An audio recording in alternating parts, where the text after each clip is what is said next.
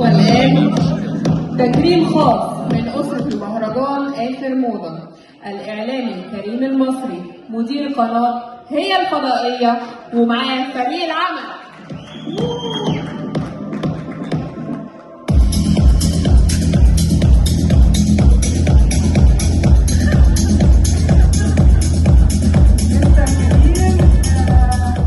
يعني طقم قناة هي هو اللي جاي بيسلمني الجايزة، وجاي قد ايه بحب وشغف، وانا سعيدة القناة هي ابتديت فيها، وقناة جميلة وفخورة بيها جدا، ان هي يعني من القنوات القوية ودايما داعمة للمهرجانات الخاصة بالفاشن.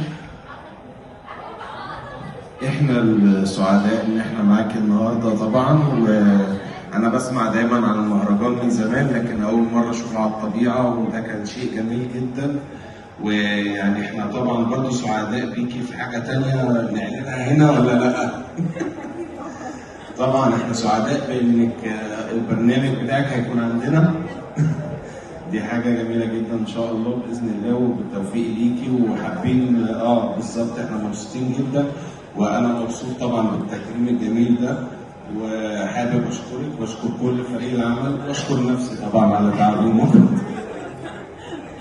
اشكر حضرتك واشكر طقم هي الجمال اللي مشرفينا، والمخرج المبدع صالح الدرديل. الراجل ده بيتعب تعب والله العظيم، انا ما اقول لكم نفس وجودي مجهود بجد، بس هو التنظيم بره وجوه الراجل ده. شابوه ليك وتحياتي لحضرتك وانت عمر. شكرا.